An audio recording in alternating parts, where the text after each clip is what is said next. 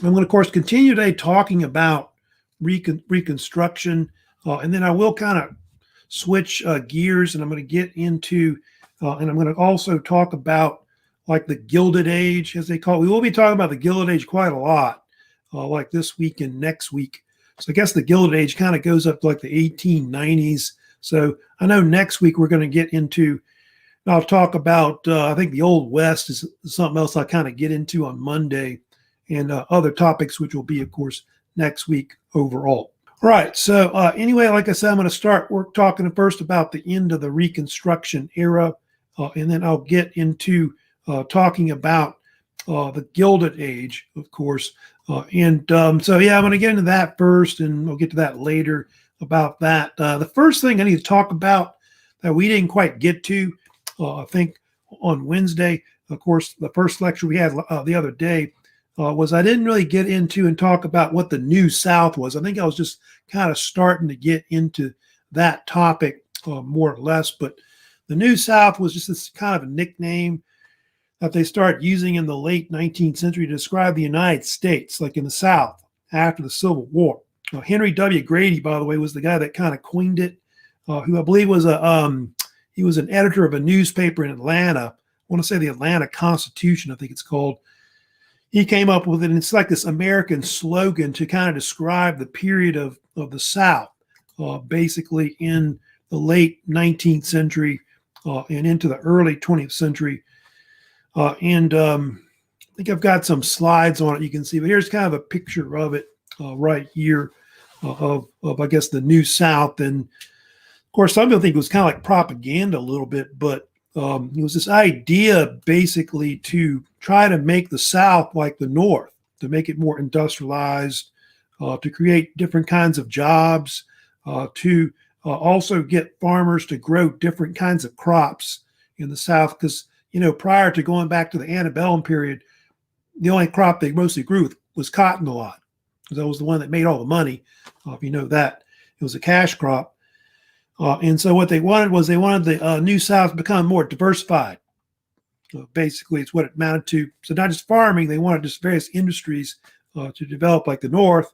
Like the North had, iron and steel, type industries that would kind of develop overall. Textiles was big, of course, in the North prior to the war. Coal industry, like in Pennsylvania, they wanted to do that also as well. But they wanted other crops too to kind of expand, like rice, sugarcane, tobacco, those kind of things, and other kinds of crops that were kind of popular that they'll kind of try to grow. Soybeans will be big, if you know about that, which we'll try to grow in a lot of places in the South as well. Also in the New South, they became more urbanized. That's one thing that's true about it also as well. A lot of the cities, of course, began to expand. Those are the big ones: Atlanta in Georgia, Nashville, Tennessee, Dallas in Texas, of course, Richmond in Virginia. Those became a lot of the cities that would become more expanded, in the South. But even though they had these urbanized cities, in the South after that, it took a long time for the South to really recover from the Civil War. In fact, it wouldn't be like the 1950s and the 1960s until really the South kind of recovered from a lot of poverty, after the war. So it's going to be a long, long time before that really, of course, occurs. There are some more slides on here you can kind of look at. You can see here, so-called rise of the New South overall. They still, if you know about it, even though they did all these, diversified things, cotton was still the big, crop they still grew for like years after the Civil War. It was the one thing they made the most money on. It was like, so-called big cash crop, and so that's why everybody wanted to grow it and all that. But if you know what happened later, they had the boll weevil epidemic that started the early 1900s. That's why they had to diversify more and, have other crops and other industries, overall. Now, of course, one of the big things I'm going to get into today and, of course, talk about was, of course, like get into like farming and all that, like what kind of farming they did have, of course, in the South, which one of the primary kinds of farming, they had, which was, very famous, was, of course, sharecropping, which I'm sure you've heard of before. So they experimented with different kinds of farming overall. Farming changed a lot after the Civil War. In fact, farms began to kind of shrink. Like you get the point where like plantations are starting to be broken up. And so the size of farms shrank. And so you had more smaller farms that begin to kind of develop. A lot of landowners also rented their land out either to like tenants, basically, or they had what they call sharecroppers that they would have as well. And so the South experimented with different types of farming. The two most prominent were, of course, tenant farming, which I mentioned, of course, first, which is, by the way, a minority. The farmers did that, tenant farming. And then sharecropping was a majority, where a lot of people did that. A lot of African Americans did that, and also white farmers also as well. What's the difference between tenant farming and sharecropping? The difference between sharecropping and tenant farming is that tenant would basically like rent the land, and he would have to basically bring his own capital, to grow the crops, whether it be the seed he had to buy, or he had to have his own equipment, horses and mules, and all that. And so he has to basically have all that along with his labor to basically grow crops. Sharecropping is different. Sharecropping is like you're just labor, basically. And you get paid by a share of your crop. But if what happened was a lot of times, what would occur was that to actually grow, like say cotton, they had to put a lien on your crop. And so when the crop came in, you'd have to pay the lien and whatever debts you had, and then whatever money you left, that was what we would make. But predominantly, sharecropping itself was a cashless system overall. There's very little cash, after the war, and so they had to rely mostly on that kind of system. And a lot of African Americans, it was like economic bondage, where a lot of times they couldn't get out of debt. They always owed like the landowner money or various country stores money, and so it was like a cycle of debt that they couldn't get out of, in poverty also as well. But typically it was the main form of, farming that took place pretty much in the South. Here's a map, by the way, showing you just all the areas of where sharecropping was in the South. As you go into like more bluer areas, you can see that that's more dominant of where sharecropping is. So from Texas all the way into North Carolina, you can see that's the majority of areas that had sharecropping pretty much. You can see in Louisiana, it was heavy, looks like around the Mississippi River from St. Francisville up into close to where Faraday, Louisiana is overall. You can see that right there. So Texas, pretty much over here, Mississippi, you can see Alabama up in here. Georgia, of course, a lot of sharecroppers you can see in South Carolina also as well. So that's kind of showing you like how farming was pretty much throughout, the South in general. And will not change. You had a lot of people sharecropped even up to like, I want to say close to the 1960s. People were actually doing that, up until recent, not that long ago. All right, I need to also get into and talk about one of the main things that happens, of course, in the South that's very famous, which is the disenfranchisement of African Americans, of course, in the South, which of course happens, which is pretty much dominant from the late 19th century up to like the 1950s and 1960s. So it followed Reconstruction, starting really 1860s, 1870s. It's kind of started, you can see those are the kind of methods that were used pretty much to disenfranchise African Americans, especially started like in the 1870s and 80s. And so they came up with things like, you can see the poll tax was one of the big things they started doing to disenfranchise African Americans, where basically you had to pay a tax to vote. And so that was something that was legal up until, I want to say, close to like the 1960s. You have like poll taxes that states could put. They also have what they call literacy laws, basically where you had to take a test like see if you could read and write, and if you couldn't vote. So in a lot of cases, it was very complicated. They would create these tricky tests where you had to basically do something really complicated. Or I think there's even cases where you had to sit there and recite the Declaration of Independence, something crazy like that, which most people don't know. You didn't know what the test was going to be when you got there. Take it. So that stopped a lot of African Americans from voting, basically. And so by the I think early 1900s, there were very few that could actually vote.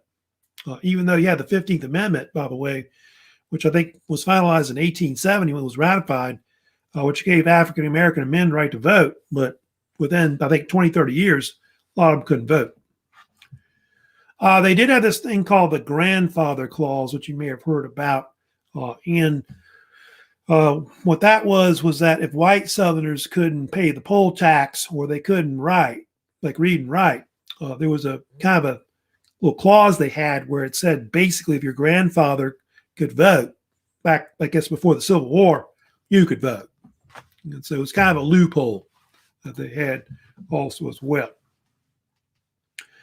Then the other thing that happened too, which was very famous, they created all these segregation laws, of course, in the country, which you may have heard about, which were often called Jim Crow laws.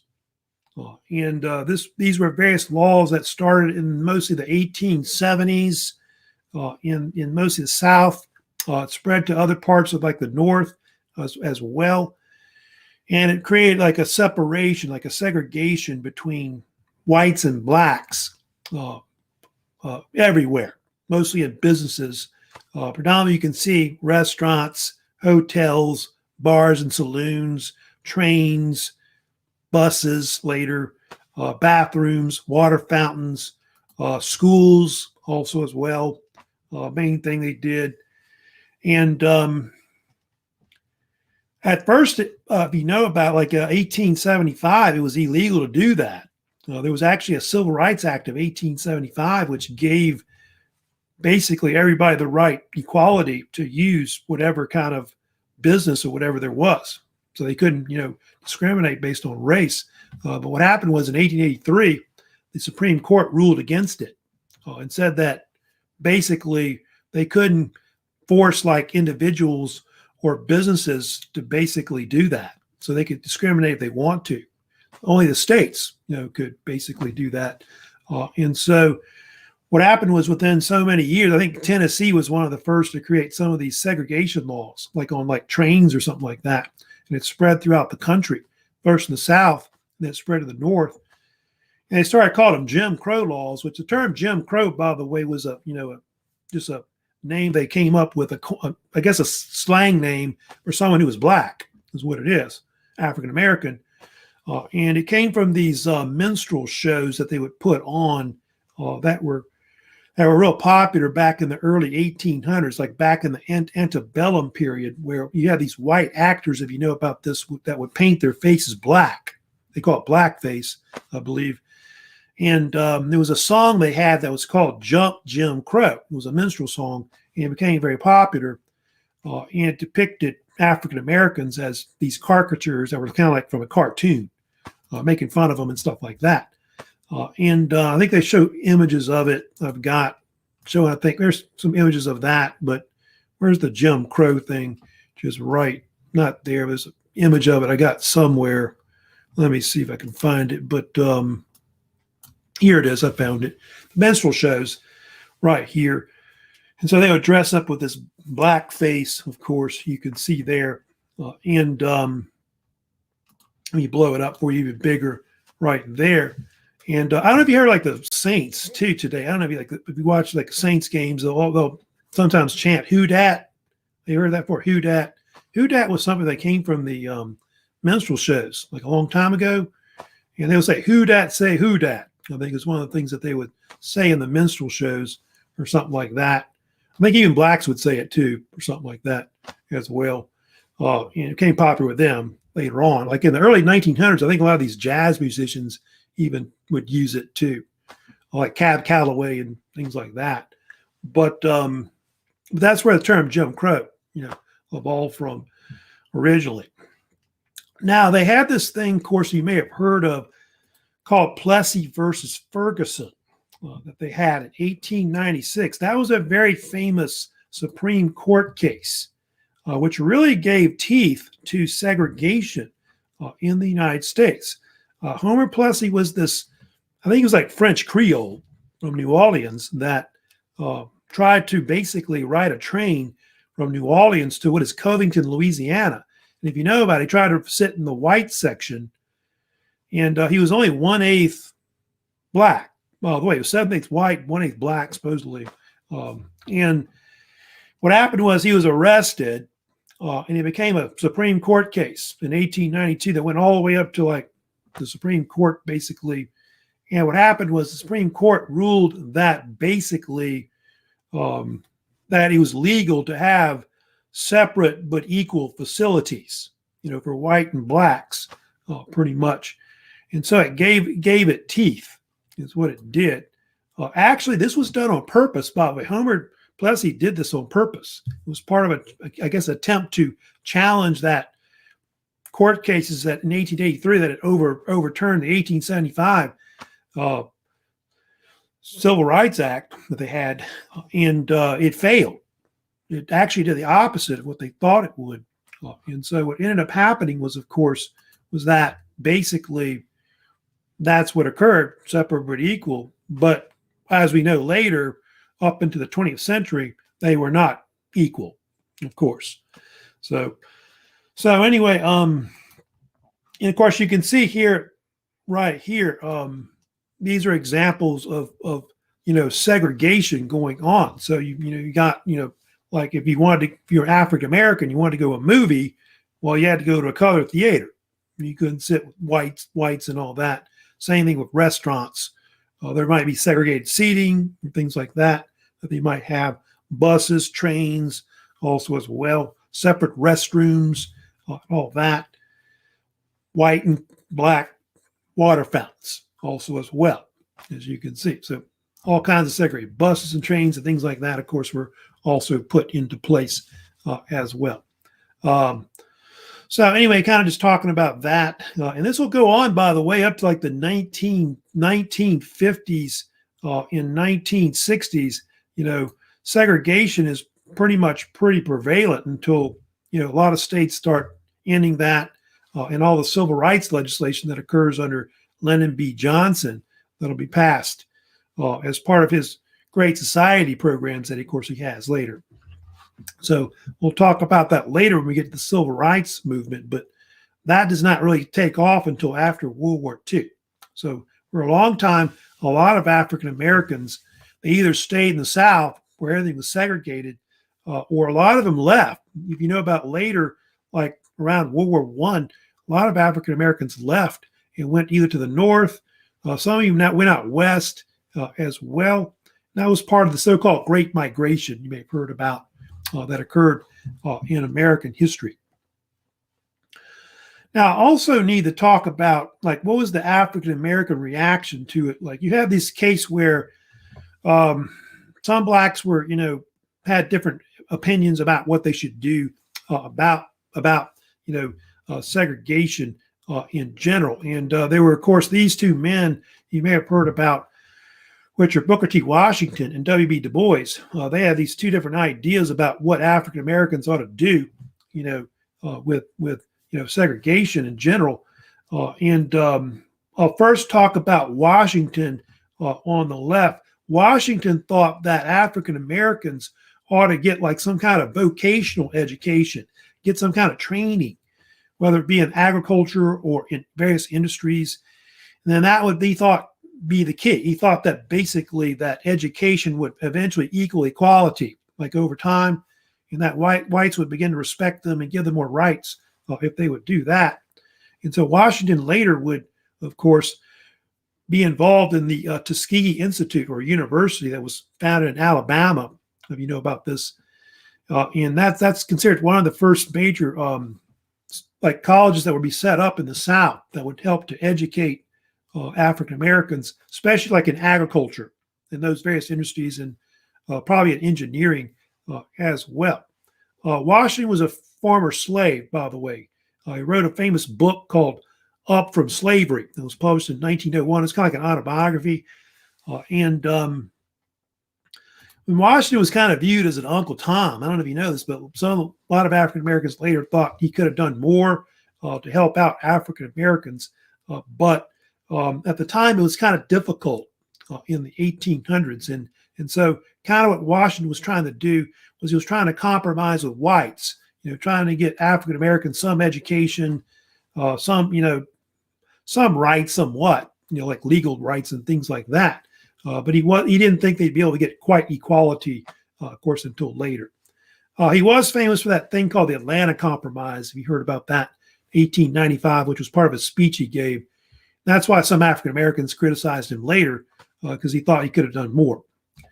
Then on the right, you had also W.E.B. Du Bois, of course, who, by the way, was from Massachusetts, so he was from up north. He was not originally a slave, Du Bois, and he was highly educated. He was educated at University of Berlin in Germany, excuse me. And he also got a doctorate from Harvard. In fact, Du Bois was the first African American to get a PhD from Harvard. He was a sociologist, by the way. He was a historian and writer. He was also involved in the civil rights movement as well. And one of the things that Du Bois believed was that he thought that African Americans should strive to get more rights, more equality. And they wanted to get a different education, like liberal arts, or become a lawyer, or become a doctor, whatever they want. He thought that they should be able to do that also as well. So here's kind of a difference between the two men, by the way, which I can blow up right here.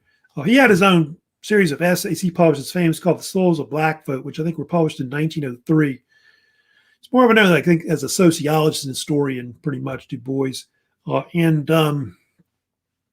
He was important, too, because he was involved in developing the NAACP, which was really one of the first African-American organizations to try to strive for civil rights. It was one of the groups that helped start the civil rights movement later on in the 20th century. They're involved in the so-called Niagara movement that started in 1905 at Niagara Falls in New York. And it's where a lot of African-Americans and others went there to discuss how they could basically gain better rights for African-Americans in general. And obviously, you can see it was different from what Booker T. Washington wanted, like the so-called Atlanta Compromise I talked about. And so it's the beginning of that later, more or less. And it's going to take a long time. It'll take them, until probably like the 1950s and 60s to eventually do that. But it's where basically it all began originally. So it starts in 1905, really after World War II, when African-American, veterans come back from the war. That's when they really start fighting, for more equal rights, because they go to Europe and they see all the equality there and they want to have that here, but it's not here, at that time. So I'm going to talk about that later, what happens. I'll talk about the end of Reconstruction later, but it doesn't really end until 1877. And that's with the 1876 presidential election. But I'm going to get to that later, talk about that, how that ends, of course, which doesn't end the way it should have ended, as you know.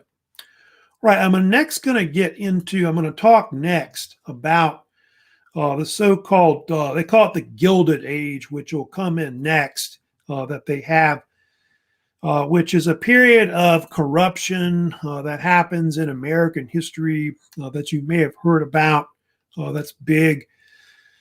Involves a lot of tricky politics that happened during that time, but it's also a period of where the United States expanded as a power, like an imperial power. The Old West is kind of, settled.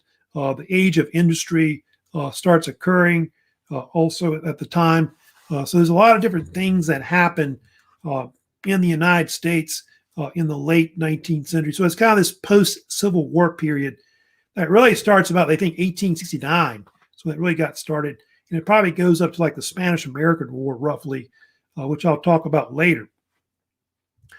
Where did the name come from? The term Gilded Age was coined by Mark Twain who wrote a book about it, which you can see there is called that name, which is the Gilded Age. I think I've got a picture showing the actual book that he wrote on the left there, the so-called Gilded Age. It was written with another author named Henry Dudley Warner, published in 1873. And the book is basically about all these so-called, it's a satire about politicians and speculators after the war who kind of strike it rich and kind of take advantage of what all the things that happened after the Civil War at the time. And it's an era you can see that was full of like graft and corruption throughout the country. And you can see it had a nickname. It was often called the so-called era of good stealings. Yeah, the era of good stealings. That's its big nickname. It's called. And so corruption and bribery, we know what that is. But what is graft? What is that exactly? Graft is where basically someone like say in the government use their position to gain something from it, whether it be money or whatever.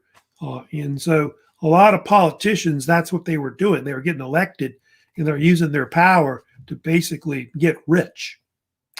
So still going on. People still do that, of course, today when they're in office, as you know, not just maybe in the federal government, state, local governments also. You have politicians that do that still today, more or less. So yeah, it included a lot of corrupt politics, which I'll get to later, which is very, very famous. Of course, one of the most famous elections that happened in the Gilded Age that you may have heard about is the presidential election of 1876, which they think helped to kind of influence the end of Reconstruction. It was considered one of the worst presidential elections in American history. And I'll talk about that one also today. I just mentioned, by the way, about the fact that those are all kind of some of the things that happened, during the Gilded Age. Expansion of the Old West, of course, where we start expanding all the way to California. The rise of big business and capitalist type industry. So age of industry kind of starts, after the Civil War mostly. Rise of imperialism.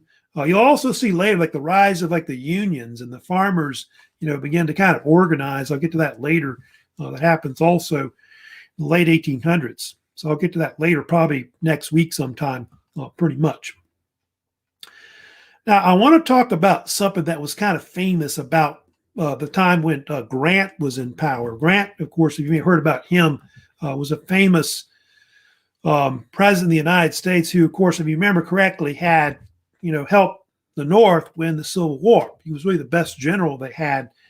And of course, as you know, I talked about in the previous lecture how Grant had been elected in 1868, the 18th president. And there should be a separate PowerPoint if you want to, Jennifer. I think there's two of them I've got in there. I've got them kind of together for me, but there should be a separate one that's in the announcement, in announcements. But anyway, Grant, they call it Grantism. That's one of the terms they start using to describe the period under President Grant, who was probably president of the United States from 1869 to 1869 to 1877.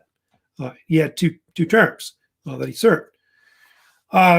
Charles Sumner, you can see there, who's a senator from Massachusetts. He's the one that coined the term Grantism to describe all the corruption that occurred under him.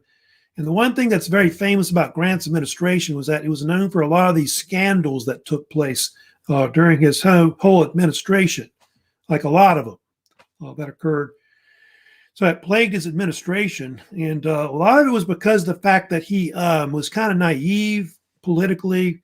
He didn't think his friends, closest associates could take advantage of him. In a lot of cases, of course, he was taken advantage of. Overall, Grant is not a bad president, but he's not a good president either. He's kind of considered like a mediocre president. And I think he would have been better if he wouldn't have maybe been president. I think people would have a better positive opinion about, Grant, more or less. But these are all kinds of scandals that happen under him. I kind of got a list of them.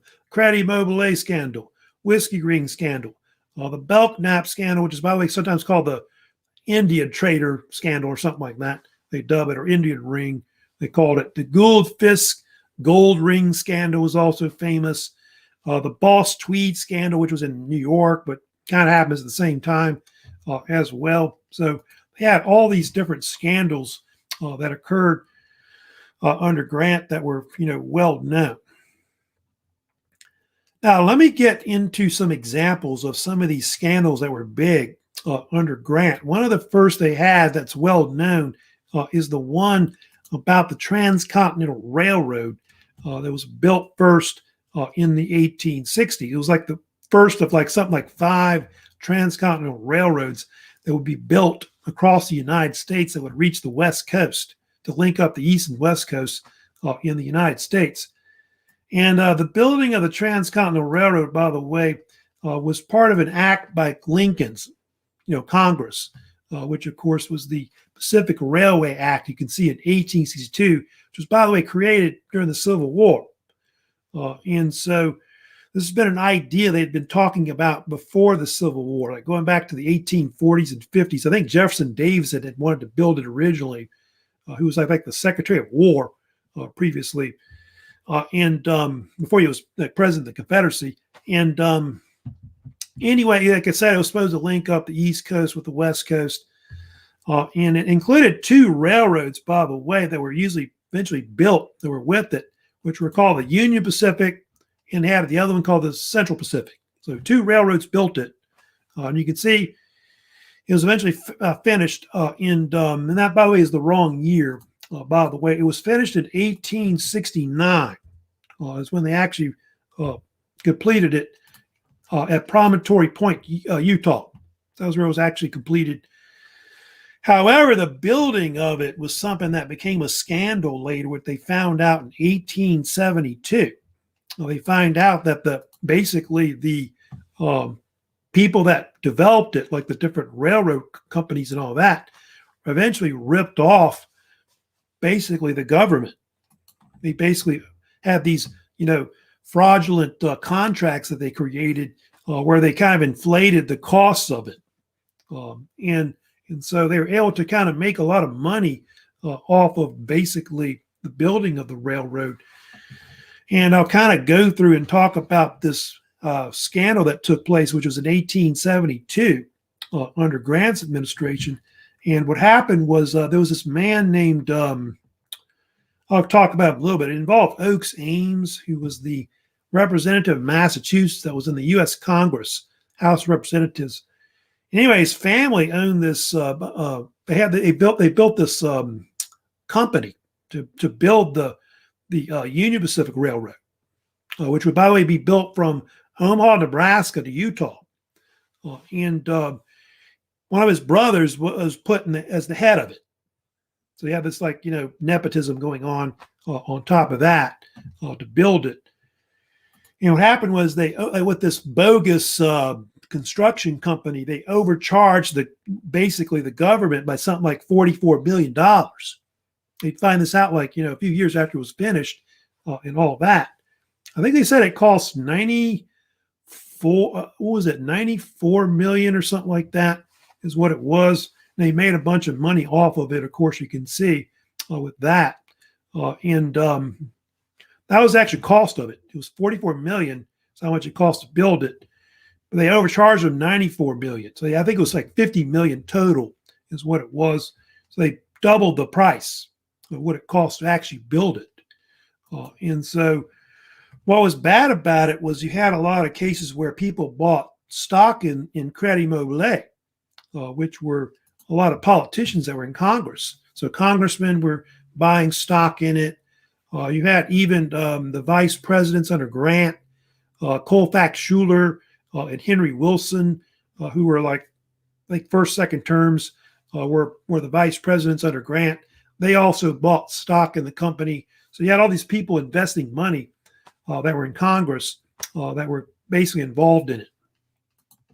So that's kind of corruption that was kind of going on. But it didn't really come out, like I said, later, a few years after they had actually completed the actual, that portion of the railroad. Oh, they had the other one, which was the so-called Central Pacific. It was built by this 4 men called the Big Four. They were called, who were these railroad tycoons, I guess, out in the West. They built the so-called Central Pacific Railroad from what is Sacramento, California to Utah. So that part of the leg of it. And Leland Stanford, who was one of the four, he was the head of the Central Pacific Railroad. He was the president of it. They did the same thing too. They overcharged the government also as well. And you may have heard of Stanford. Stanford was the one who founded Stanford University in California later on. And the men that were involved with that were often called the associates. They became very wealthy off all these contracts with the federal government and all that. So that's like one of the first scandals you really hear about that was under Grant, that was well known. Then they have these other ones I'll kind of mention about that were well known that happened under Grant's administration. They also had the so-called Whiskey Ring scandal, which came out, I believe, in 1875. What happened was the Secretary of Treasury, whose name was Benjamin Bristow, discovered that apparently there was a lot of different distillers not paying taxes on whiskey they were making, which I think was a couple million or more. I think they owed in taxes, like $1 to $2 million. I think they owed overall. And apparently, what was going on was that the people in the federal government were taking bribes. They weren't just kind of looking the other way, and they weren't, paying their taxes. And it apparently involved this man named Orville Babcock, which I believe I've got a picture of Babcock, which is here on the left. That's him right there, who was he was an American general in the Civil War who was close with Grant. In fact, he was actually Grant's personal secretary. By the way, he was a colonel, and he was actually indicted on corruption charges for taking like bribes and all this stuff.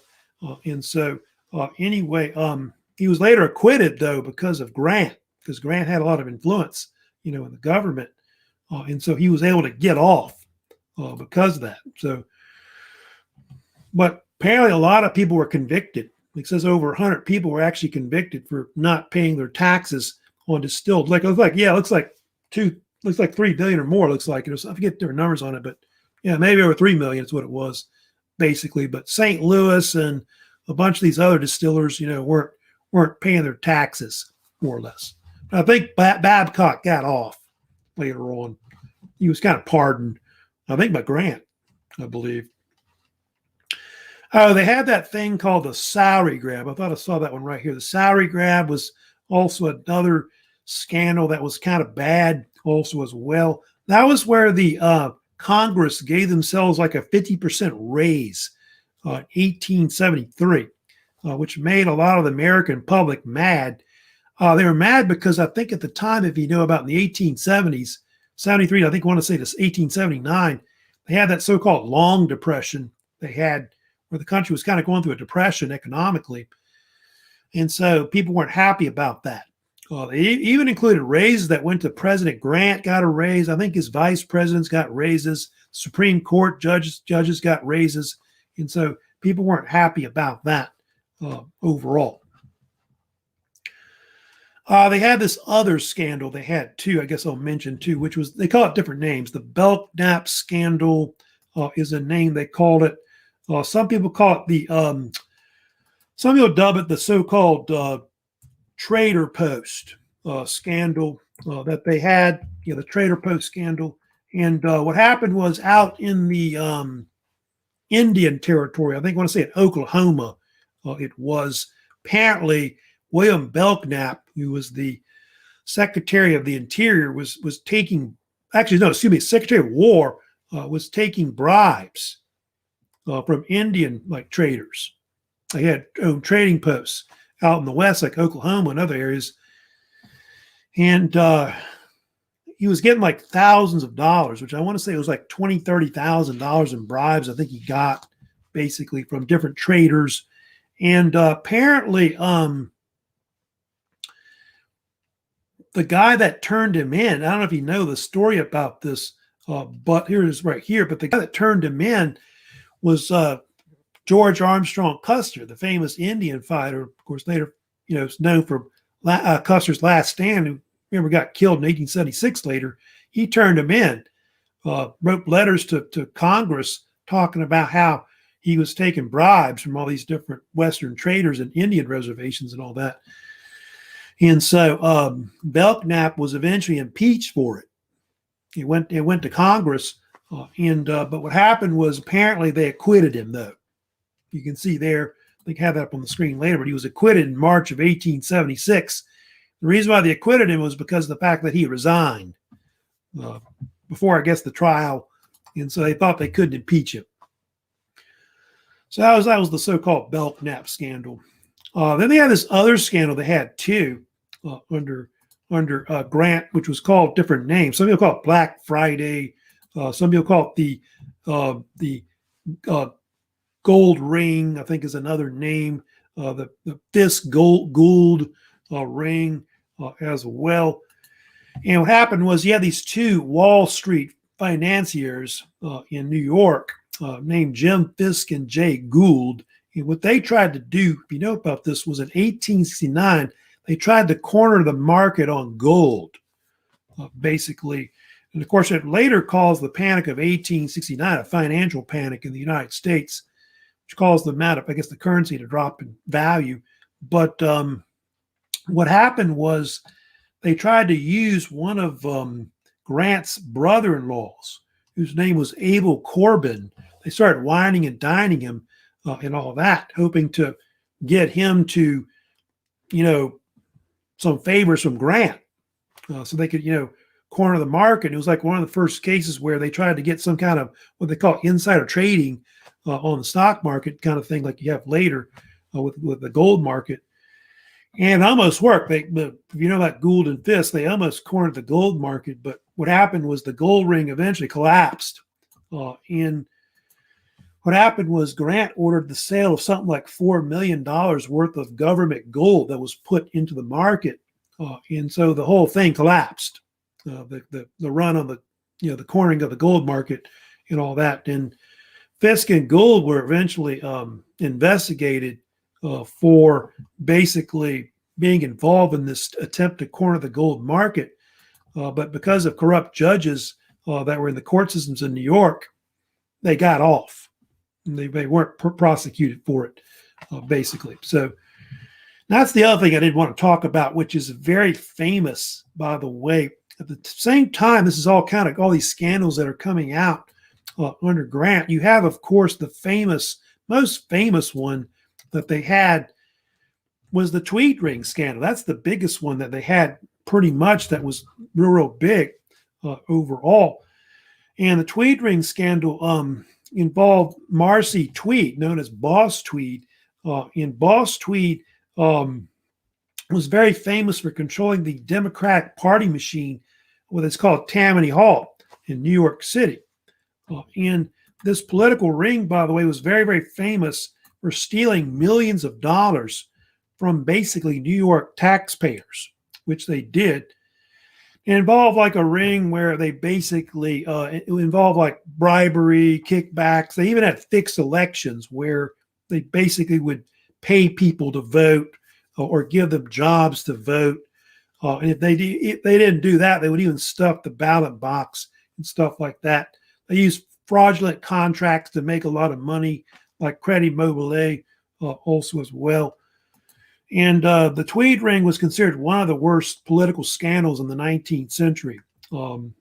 Basically, what happened was he was eventually brought down when eventually it was exposed. I think in the close to 1870, 71, they figured out that this ring of politicians with Marcy Tweed were robbing the government and all that.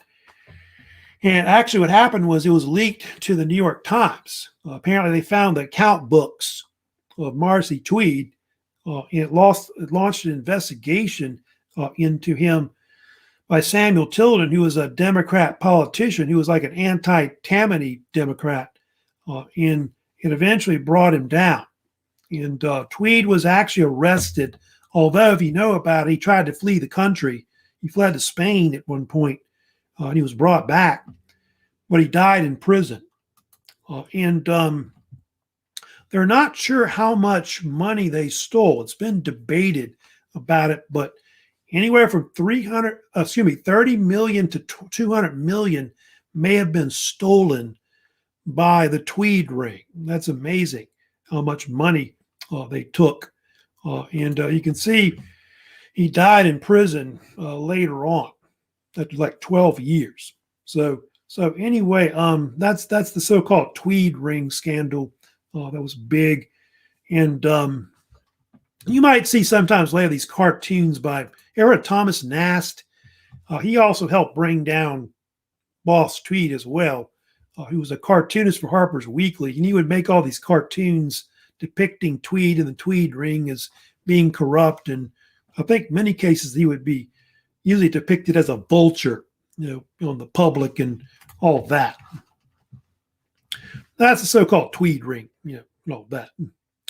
Right, I need to go ahead and move on next, and we're going to talk about, of course, I'm going to get into and discuss like politics that they had in the 1870s. That's primarily the last thing I'll kind of talk about today, also as well. So I want to get into, and I want to talk about the 1876 election also as well, which really in the late 19th century was the most famous election that happened in the 1800s, like especially late 1800s. And it was very controversial. It had two men running. You can see there against each other. You can see on the left you had Rutherford B. Hayes, and then you had also Samuel Tilden. Hayes is from Ohio. He was a governor of Ohio. And then, by the way, Tilden was a Reformed Democrat who was also the governor of New York. We blow him up, which is right here. And you can see this was an election, by the way, that was very close. Popular vote, maybe not so much with that, but the Electoral College, of course, would end up being very controversial, of course, which could be, of course, one of the most controversial ones in history.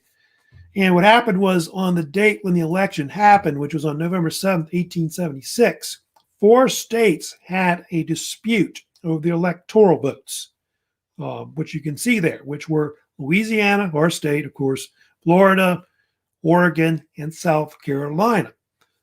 All the other states were okay. And what happened was after they had counted all the votes, electoral votes, Tilden had 184 electoral votes. Hayes had 165. And so, but the controversy was those other states, who should be rewarded to basically get the votes. And so it actually went all the way to Congress. It created a crisis, a constitutional crisis in the country. And so what happened was the Congress decided to create a commission to kind of settle the issue. If you know about this, which was called the Electoral Count Commission, was created. Well, they created this commission that involved like Congress and also involved, by the way, the Supreme Court as well. And what they did was they picked 5 members on it from the House of Representatives. They put 5. They put 5 on it from the U.S. Senate. They also put 5 Supreme Court justices on it as well. So 5 of each one to decide, who should get the 20 electoral votes. And however, what happened, if you know about it, with the Electoral Count Commission that they created, which was a temporary commission, it just so happened that 8 of them were Republican and 7 of them were Democrat. And so you can imagine how they voted. They voted 8-7. And so what ended up happening was basically Hayes ended up, of course, winning the election by 1 electoral vote. Well, that was it. I think it was like 185 to 184, I think was the total. And so Hayes got elected president in 1876. Well, what happened, which was very famous about this election, if you know about it, they have this thing called the compromise. There's, of course, the map of the presidential election of 1876. But what happened was the Democrats decided to compromise with the Republicans over the election. And they decided, hey, if Samuel Tilden is going to lose the election to Hayes gets the White House, what the Southerners all wanted was basically for the Reconstruction to come to an end, like to remove whatever troops left that are in the South, and basically in Reconstruction. And so that led to the so-called Compromise of 1877 as a whole. And so what happened because of that, what occurred was that basically the Democrats, so-called redeemers, I told you, white Democrats, Southern Democrats, basically took control of the South again. They took it back. And that's what caused all that disenfranchisement of African Americans, because as soon as they get in power, they start disenfranchising African Americans, segregating them, and all that. And that's what basically follows later. So you can see that some of the things that they compromised on. You can see that they wanted a Southerner in the cabinet under Hayes. Federal spending on rebuilding the South, which they would kind of do as well.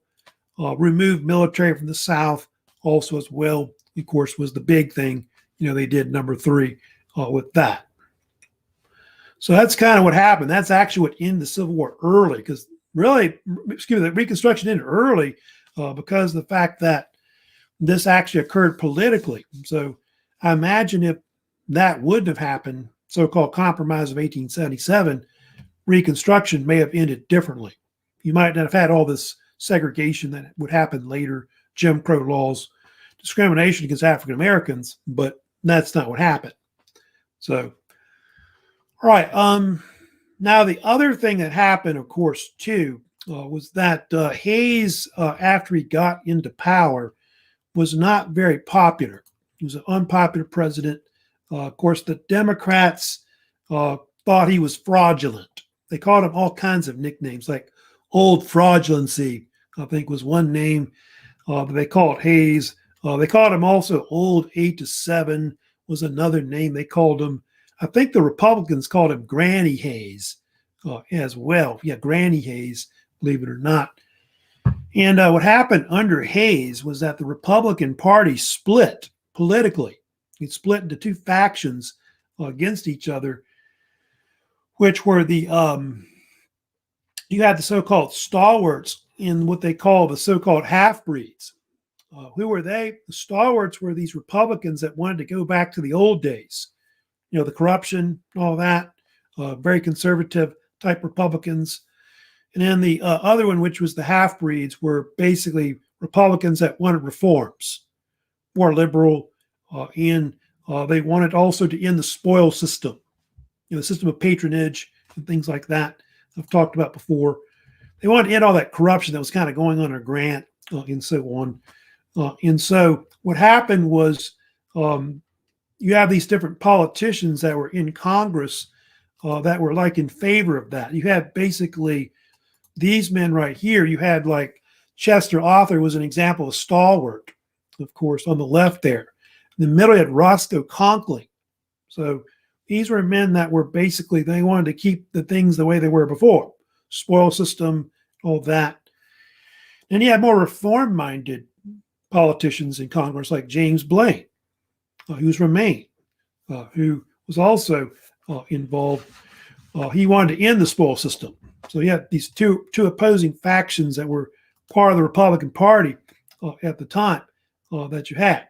Yeah, here's Blaine right here. Blaine, by the way, run for president a couple times, 1880, I think in 1884 as well. In fact, he lost the nomination to James Garfield, who would get elected in 1880.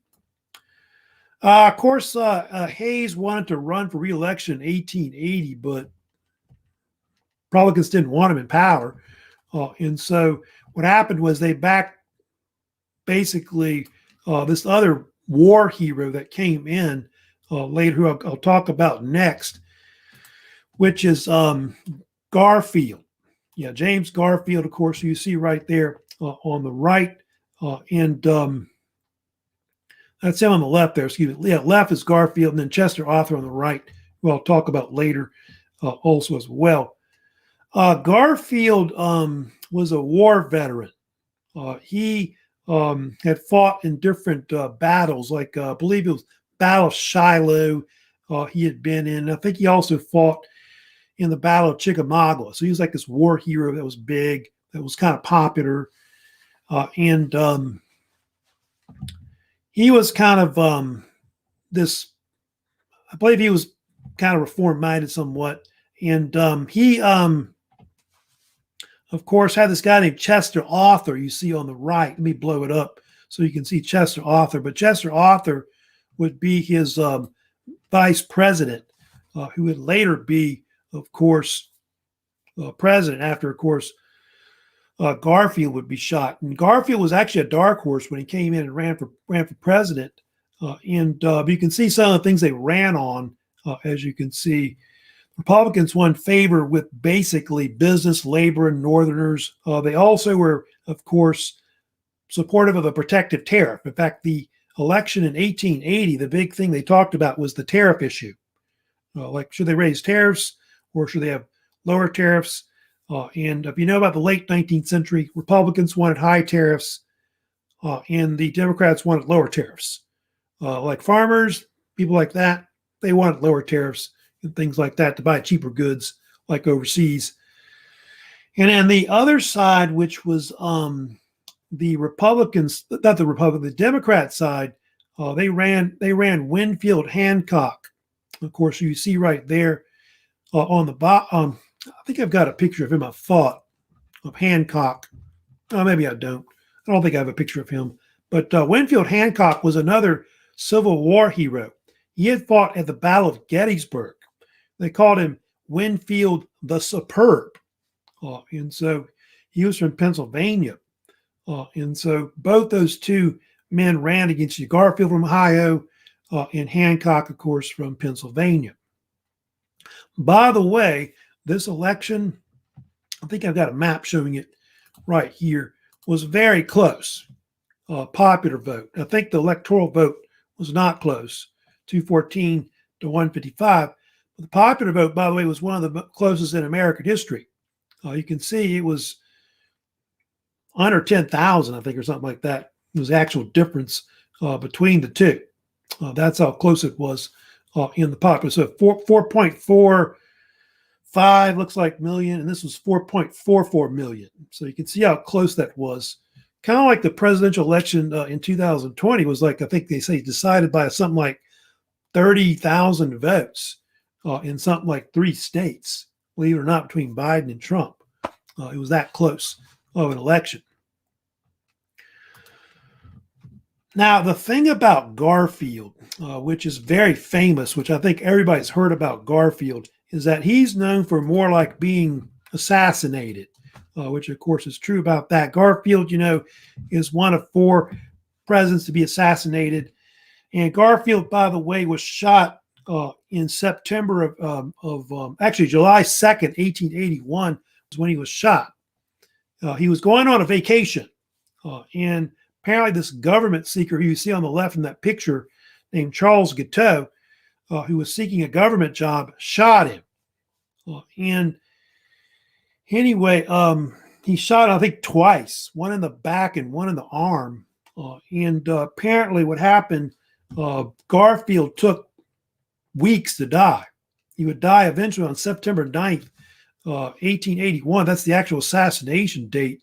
And so because of it, what happened was Chester Arthur, who was his vice president, succeeded him as the 21st president of the United States. And the thing that's sad about Garfield was that Garfield should not have died. Apparently, the doctors used unsanitary conditions to basically complicate it. And he ended up dying from probably some kind of complications, more or less. These like infected hands and things like that they were sticking in the wound. And they couldn't find the bullet, which is another problem. And so that's why Garfield ended up dying, mostly because of the doctors. Charles Guiteau, by the way, was later put to death for it. Later, he was executed for it, of course, later. He shot him because he wanted a job. I think he wanted some kind of ambassadorship job. He wanted to be an ambassador in some country, and I want to say in Europe somewhere. I think Taylor Cook's asking that. And so because of the assassination of Garfield, it led to the so-called Pendleton Civil Service Reform Act being passed in 1883, which basically helped to end the spoils system in the United States.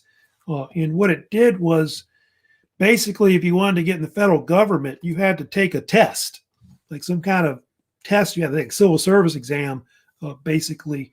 And so what they tried to do is they tried to basically make, entrances into like jobs into the federal government based on merit rather than based on, Joe Blow or something like that. So that's what he was trying to do. Charles Guiteau was trying to, I guess, get his foot in the door, and get a job. And I guess when it didn't work, he shot him. So that's basically what happened. It also created the so-called U.S. Civil Service Commission, which would control that. And I guess it develops all the civil service tests, and all that. And also, another thing it did too, you may have heard about this. If you're a federal employee, you cannot give any campaign contributions to any politician running for the government and all that. And state and local, government officials also kind of do the same thing.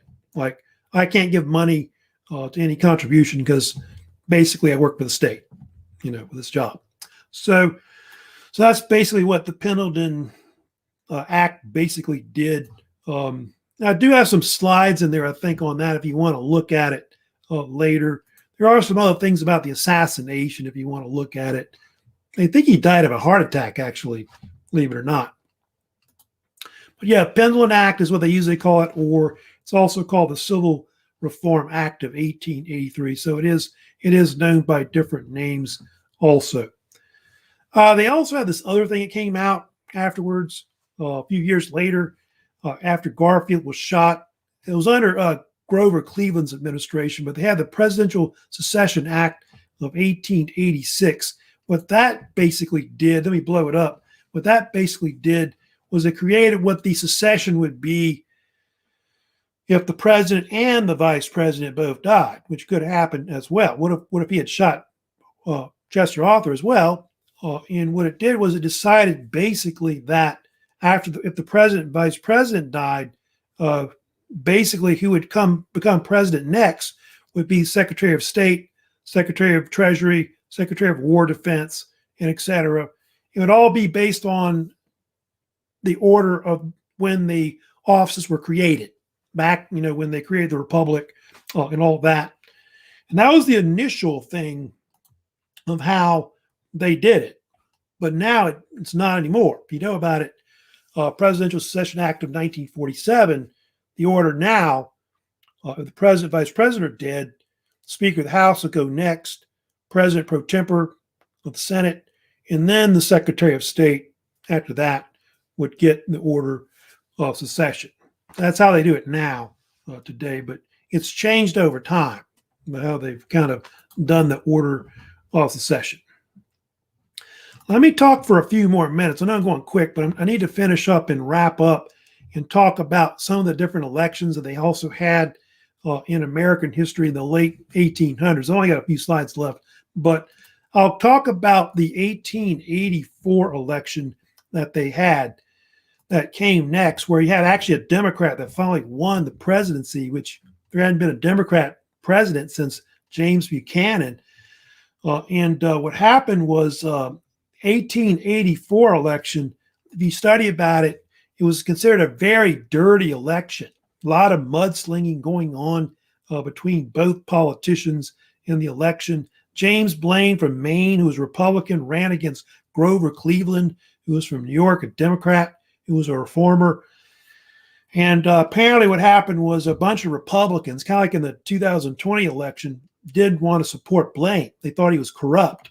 In fact, they accused him of taking like kickbacks, bribes, and I think graft from big business, like from different industries.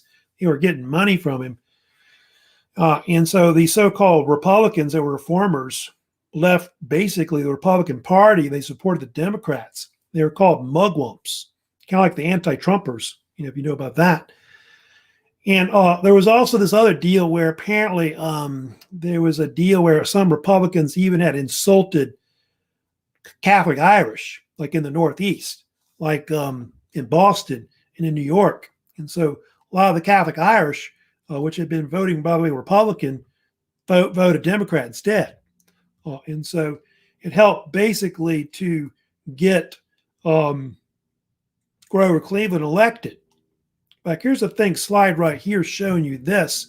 But apparently there was some Republican clergyman that said that the Democrats are the party of Romanism, and rebellion, which angered like the Catholics and the Irish and all that.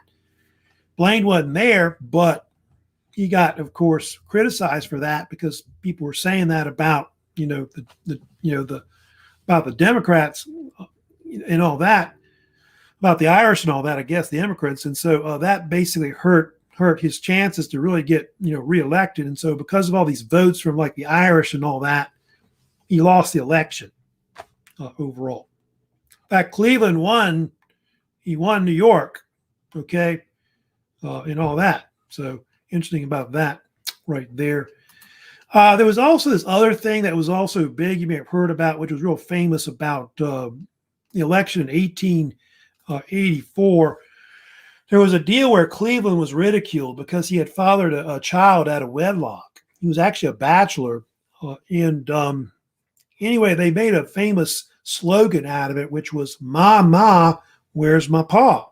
Because he wasn't, I guess, paying money to help this child out or whatever. And later on, Cleveland made fun of that and said later, "Ma, ma, where's my pa? He's going to the White House. Ha, ha, ha." So yeah, a very dirty campaign. But like I said, Cleveland won the election. You can see there. And he became the 22nd president of the United States. Now, one thing that is interesting about Cleveland, I did want to mention about, which you may have heard about, which is well known. Cleveland is the only president to be elected to 2 terms consecutively. He won in 1884. If you know about it, he won in 1892. So he served 2 terms out of order. That's one thing he is known for, by the way. He's also the first Democrat to be president since James Buchanan, who went out of office in 1861. So it's been like a very, very long time, 2.5 decades since basically that's happened. Cleveland, a little about his administration real quick. Just a few things about him. He was called Grover the Good, by the way. And he was big into making a lot of reforms, which was well known. And he's known for, by the way, vetoing the most bills in American history. Something like over 200 bills were actually vetoed by him at one point in Congress. He was very conservative about money. In fact, under him, the government had a surplus, believe it or not. And these are things I'll talk about later, but these are things that happened under Cleveland that were well known, that occurred under him later. Protective tariffs were lowered because that's what Democrats favored. That Indian Affairs Acts that were passed, like the Dawes Act, which I'll get to later. Interstate Commerce Act was also created to regulate the railroads. So all that kind of things happened under him that was there. He also opposed Civil War pensions, which were kind of becoming big in the 1880s, which I'll talk a little bit today before I go. But Cleveland lost. That's the weird thing about it. Cleveland lost to Benjamin Harrison, who was Republican, who was from Indiana, the actual, I think, grandson of William Henry Harrison, who had been elected in 1840. And he lost the election because of the fact that some people favored a higher tariff. That became kind of more popular by the 1880s, which was supported a lot by the industries that were kind of starting to take off and the factory workers in the country. And I think a lot of people were also, Civil War veterans were also mad because of the fact that Cleveland wouldn't give them any pensions. And so they weren't happy about that either. So he lost to Harrison, but would get the presidency back in 1892. I told you later. A little bit about Harrison, by the way, for later. I'm not going to go into all this, but Harrison won, like I said, the 1888 election, as you can see, which was also a pretty close election as well. And you study about his administration under Harrison. Harrison was known for being one of the first presidencies that was spent a lot of money. He had the so-called $1 billion Congress that was created, where they spent basically $1 billion on their budget. which now it's like $1 trillion budget, as you know now today. And you can see all those are all things I'll kind of talk about later that became big under Harrison, but they had the McKinley tariff. I'll get to that later.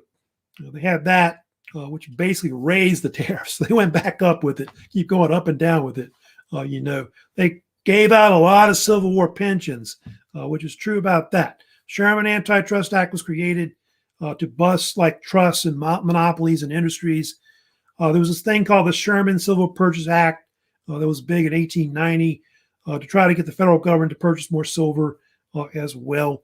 They also tried to ban alcohol. There was a big temperance movement I'll get to later, the late 1800s. That was part of the progressive movement that took off.